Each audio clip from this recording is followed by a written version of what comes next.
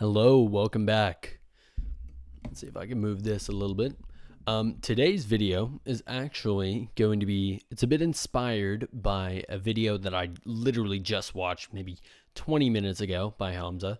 And it's going over one of his lectures. He made a lot of really good points that I found very, very helpful for me personally. Kind of set me back on the right track of where I want to get to. So without further ado, let's get started into this. So the basic idea of his lecture was talking about essentialism. And what it boils down to is being able to focus on, you're only able to focus on a few things at once, mostly pretty much just one thing at once. You can have a couple things in your life that are also important, like priorities. But for the most part, most people, including me, tend to try to focus on so many different things at once. So he brought up a really good diagram, which helped me a lot to understand more what he was talking about. Looks a little something like this. So, for example, this one right here, this would be most people. And these arrows, this circle represents you and your mind.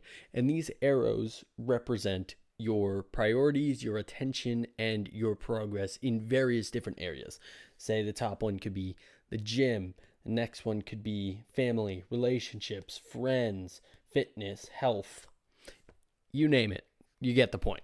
So with this, you really aren't, with all these different focuses, you really aren't going to be making a lot of progress in any one area. You may broadly make a little bit of progress, but you're always going to be limited by the other things that you're focusing on.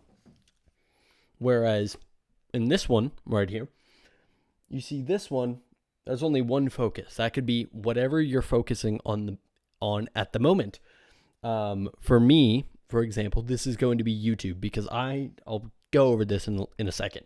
But when you have one focus, and that is your main goal that you focus on day in, day out, you are guaranteed to make more progress in it, because you are not distracted by all these other things. Now, that was really helpful for me. One of the biggest things that he mentioned, though, in the lecture was talking about why these different things take up so much brain capacity, time, energy, etc. Sorry. So one of the things he was saying that really, really resonated with me is he was explaining why he doesn't have a gym membership, or he hasn't went about 2 months without getting a gym membership. I thought to myself, well, I love going to the gym. I love working out, right? And for me, I like going to the gym because I like talking to people. I like being in that social environment. But the way he put it was it just blew my mind, honestly, because he said, if I were to, and I'm paraphrasing here, if I were to walk into the gym and go to the gym, I would immediately, my mind would be all over the place. I would be thinking, what is that guy thinking of me? Oh, I see that girl over there. She's really cute. Maybe I should talk to her. Oh, okay. What, did I wear the right clothes for the gym? What are people going to think of my clothes? What day, what muscles am I working today? Oh, there's some of my friends. Let me go say hi. And it might not seem like a lot, but that really hit me, because I was like, that is exactly what's happened to me every single time I go to the gym. Every time I do anything, really, my mind gets sidetracked by all these other things. And it was the same thing for me with work. Like, say if I work a sales job right now. If I were to go to work, every time I have a work day, I'm always thinking, oh, does this shirt look okay? What about these shorts? Do my shoes look good? Oh, did I do my hair right? Did I shave recently? Oh, did I forget to brush my teeth? Oh, well, maybe I should get a haircut, because my hair's looking a little bit long. And then that's literally just before I even get to work. On the way to work, I'm thinking about, oh, I wonder what area of the store I'm going to be scheduled for today. I wonder what sort of things are going to happen at work today. When I get there, I'm like, oh, who's here? Let me see who I have to say hi to. I wonder what that person is thinking. Like, all this noise really is what it is.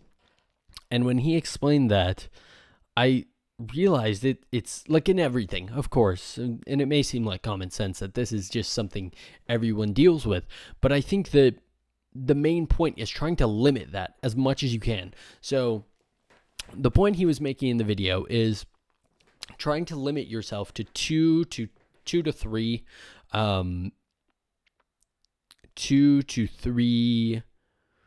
priorities.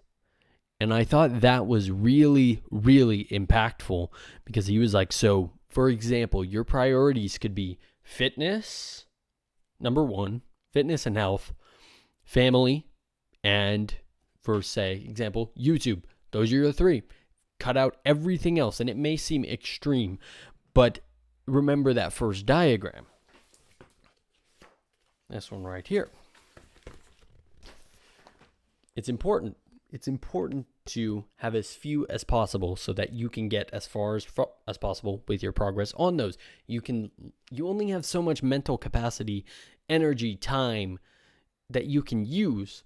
So if you're trying, like I have been, to focus on so many different things at once, it's just not going to work. That no wonder you're not making progress on it. And it might seem crazy.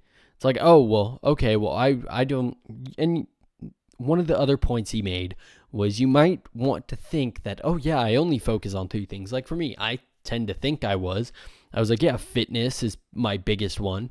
I have work, so obviously just job, but I don't really think about it as much when I'm not there. And YouTube. But then when I really thought about that, he made a very good point. He was like, think about all the times when you're trying to do something, or just one of your friends texts you, you take the time to respond, right? That's maybe like 5 minutes. Let's give it 5 minutes for a text. That's just for one. If you're responding constantly to people's messages, think of how many hours a day you may be spending on responding to messages. And that's just text messages. Now think about all the other things that are going on around you. Maybe you hear something on the news and you're like, oh, let me check that out. He made a good example. He was like, Andrew Tate is just now getting charged, and like the new Tate podcast. And it's like, it blew my mind. I was like, the amount of things that I'm trying to separate my attention, even when I think that I am very intentional with my attention, is insane.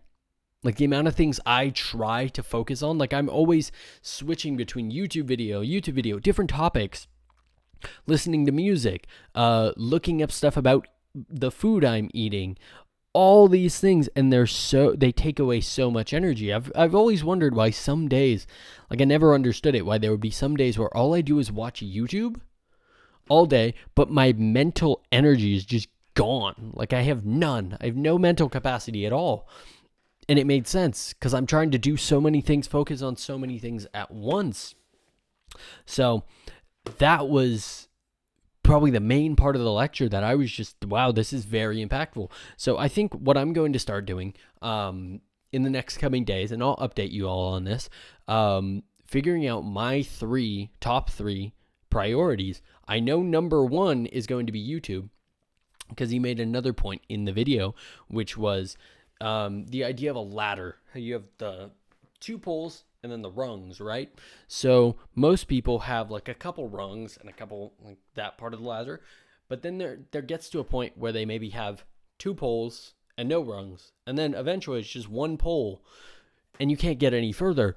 And he was talking about it in the point of view of there is probably one thing, something holding you back. What is the one thing that is holding you back? And this can kind of tie into one of my previous videos.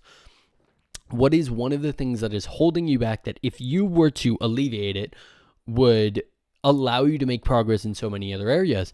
And for me, number one has been money. So, I mean, it's not like I don't make an okay amount of money, but I just find a way to spend it. I find a way, it's just not enough, especially for the area I live in. It's just not cutting it. So for me, that is going to be my main focus. And the way to do that is through YouTube. I want to get an income through YouTube. So then the idea is build an audience and income on YouTube, selling whatever I'll sell, so that I can free up my time at my job, I can quit my job because that's about what, like 8 hours a day or so. And commuting each way is at least an hour. And that's a lot of time, energy, mental capacity on that. So if I free up that time, that gives me even more here for YouTube. And so that'll allow me to grow, right? And that's my number one goal. So for however long, I don't know how long this is going to be, YouTube is going to be my number one focus, and then fitness and health. And I haven't decided the third one yet. But other than that, everything else is going to be put way on the back burner or just cut out completely. And again, it might sound extreme, but when he was talking about it and when I started to rationalize it in my brain, I was like, this makes a lot of sense. No wonder he is where he is. Because for me, if I was like, oh yeah, I'll make one YouTube video a week and I'll post it if I feel like it, I'm never going to get anywhere. So you have to make sure, you have to laser focus in on your goals and the ones that specifically could get you to the next level and cut out all the rest. So hopefully that helped a little bit. I know for a fact that it helped me a lot. I'm going to be taking in what I learned, and hopefully you do as well. Thank you. Tune in to the next one.